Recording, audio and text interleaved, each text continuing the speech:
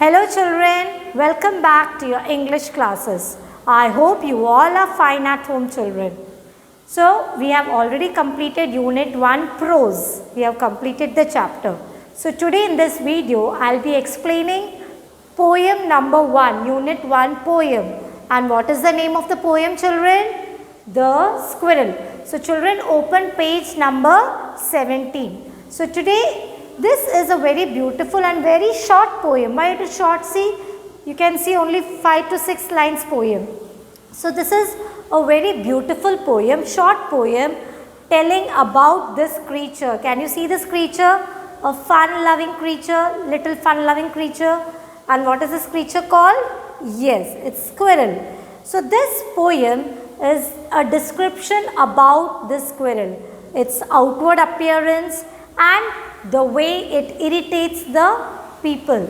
So the author in this poem, the poet, this is a poetess, not a poet. The poetess is Mildred Bowers Armstrong. She has very beautifully given a description about this little creature, that is squirrel. So I'll show you the author, the poet, who is Mildred Bowers Armstrong. So children, this is the image of the poetess Mildred Bowers Armstrong. She has written the poem Squirrel. So I'll give you a brief introduction about this poetess. Mildred was born on May 16th in the year 1926 in Ford. Mildred Bowers Armstrong was a children's book author in 1950s. She had written many of children's books, which in the year 1950s. One of her works was entitled Favorite Fairy Tales, which was a series of books for children. So especially this book, Favorite Fairy Tales, it has a number of series. So one of her famous work was Favorite Fairy Tales. So this is a brief introduction about the poetess. Okay children? So children, let's get started with the poem. First I'll read out the whole poem for you and then I'll explain. He wore a question mark for tail, an overcoat of grey. He sat up straight to eat a nut. He liked to tease and play. And if we ran around his tree, he went the other way. So this poem, it's a very short poem. In this first line of the poem, the poetess has mentioned, he wore a question mark for tail. So why does the poetess has written he wore a question mark? Children, can you see the picture of the squirrel in this? See the tip of the tail. The tip of the tail is curved, isn't it? Has a curve over here. It looks like an interrogation mark. It looks like an interrogation mark. Because of this reason, the poetess has written, he wore a question mark for tail. It looks as it is an interrogation mark. Isn't it children? Yes. Next line. An overcoat of grey. Overcoat means long loose coat.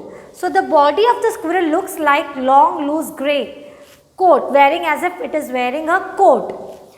Grey, see the spelling of grey. Here G-R-A-Y, that is also correct, and G-R-E-Y, both are correct. Okay children? Next line. He sat up straight to eat a nut. You all know squirrels love eating nuts. They love to have nut. They see the way it is climbing up the tree and eating nuts. He liked to tease and play. Here the word tease means irritate.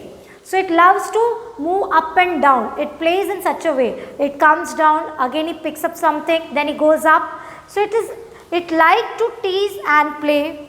And if we ran around his tree and if you go close to him, the moment we go close to the squirrel, what the squirrel would do? He went the other way. Other way means he would run to the opposite direction.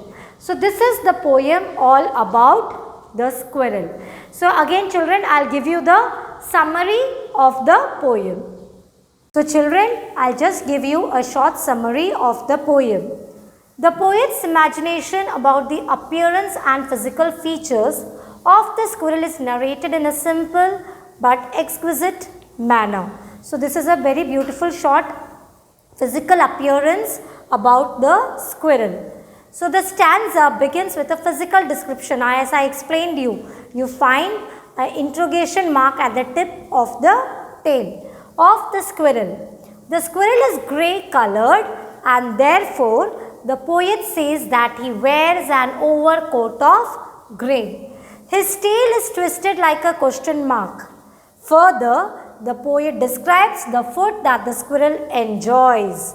He loves to eat nuts. The poet loves the game of hide and seek between him and the squirrel. As the poetess went to garden, so she saw a squirrel, and in that manner she wrote this poem about the squirrel. If we went too close to the squirrel, what it would do? It would run and hide in the other direction. It would go to the opposite directions. So children, I hope you all have understood the poem. So children, your homework for today is you have to write the poem in your notebook. You have to write the poem in your notebook. Then you can draw or paste any one. Either you draw or you paste the picture of squirrel. Okay children, so this is your homework for today. So all of you bye. Take care children.